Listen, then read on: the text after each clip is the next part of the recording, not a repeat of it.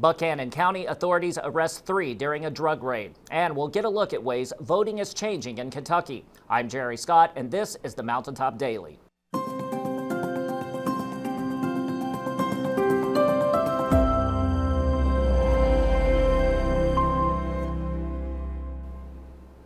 A raid in Buchanan County on Friday resulted in the arrest of 3 people on drug trafficking charges. The Buchanan County Sheriff's Office and 29th Judicial Drug Task Force executed a search warrant at a home at Roe with assistance from the Buchanan County Commonwealth's Attorney's Office, Virginia State Police, and Drug Task Force member from Tazewell and Russell counties. Inside the home, they found fentanyl, psychedelic mushrooms, cocaine, and marijuana. They also found several items believed to have been bought with drug proceeds, including 5 vehicles, 3 motorcycles, a side-by-side, 2 trailers, and several guns. Arrested were 65-year-old Joseph Kyle Keene, 65-year-old Wanda Lou Keene, and 38-year-old Nicholas Kyle Keene. Each has been charged with 1 count each of conspiracy and distributing a controlled substance, but police say additional charges are expected as the investigation continues. All 3 are being held without bond in the Southwest Virginia Regional Jail at Hayside. New Kentucky state laws went into effect on Friday, including some changes to voting. Sheldon spoke with the Pike County Clerk to find out what will be different the next time you head to the ballot box. Recently passed House Bill 684 aims to ensure election integrity across the Commonwealth with a variety of changes to the process. Pike County Clerk Darrell Pugh discussed some of those changes with us Monday. One of the things about House Bill 684 is that we have to notify the schools by December 1st, I believe, if we're going to use their facilities. I'd like to go on record as saying that Pike County school system, as well as the Poplar Independent school system, have been very cooperative.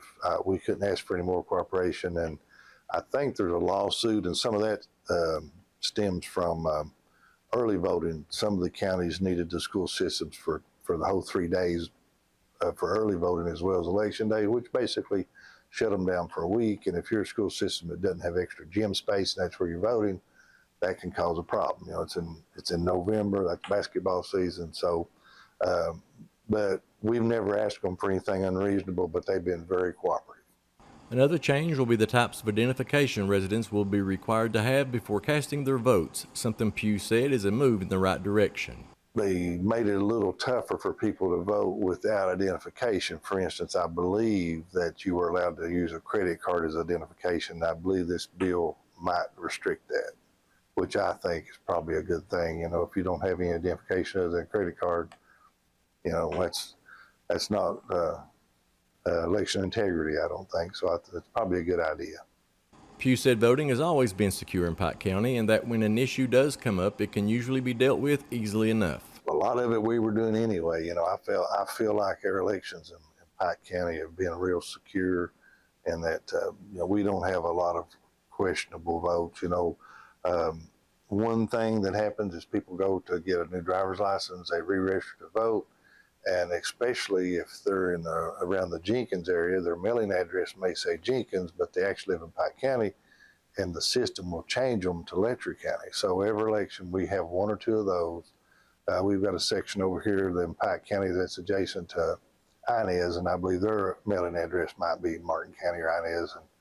And we had a couple and their daughter, they all lived in the same house. She could vote, and they said they lived in Martin County. So we figured pretty quick. We just said, "Did you get your driver's license?" They said, "Yep." So, well, that's what it is. They've changed you, but we can take care of that. You know, we can call the State Board of Election and get it corrected. Reporting for Mountaintop News, I'm Sheldon Kempton. Coming up after the break, Pikeville High School has been named one of the state's best. We'll give you the details when the Mountaintop Daily continues. But first, sports and weather.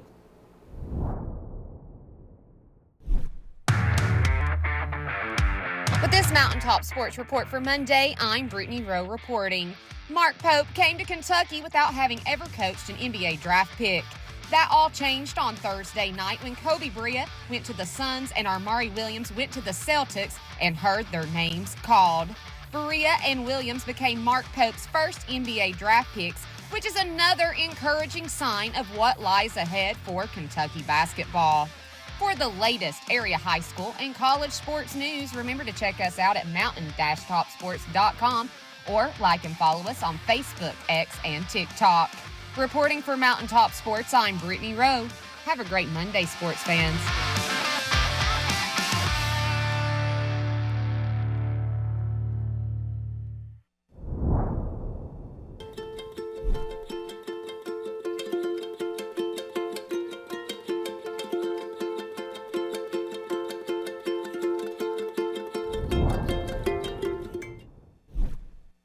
When the government took Social Security away from honest Eastern Kentuckians, Attorney Ned Pillersdorf got the hearings declared unconstitutional.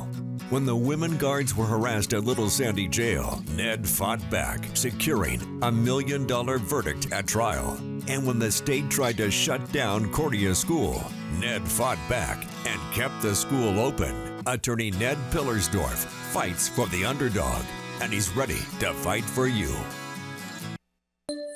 Hey, this is Kristen Mulcahy, Marketing Manager at Appalachian Wireless. This June, Appalachian Wireless is bringing the heat with deals you don't want to miss. Save big on our latest devices and accessories while taking advantage of our Switch and Save promotion. And get connected for less with plans built just for you. Hurry into one of our Appalachian Wireless retail locations or visit us on the web at appalachianwireless.com. Because we are you, we are Appalachian Wireless.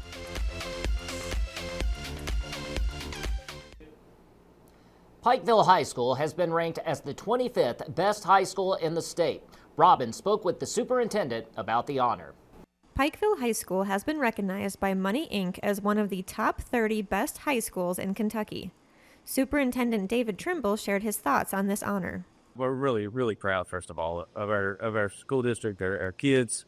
You know, we're always proud of our kids. We have amazing kids that they work so hard. They come in with such good attitudes, and that goes along with our faculty and staff. I mean, you provide great learning opportunities, but you also provide great relationships. And when you provide great relationships and a great environment to learn, kids enjoy coming to that environment. Trimble attributes their success to a supportive Board of Education, well-paid staff, and a smart budget. And when we look at our budget, it always reflects great things for kids. And also, they try to make sure that we have competitive pay for our staff, and you won't find a district of South Lexington that has more competitive salary range than we do, and that's because we have a great finance department that focuses on ensuring that we are fiscally sound. We have a great community that supports the work that takes place here and allows us to always have great programs.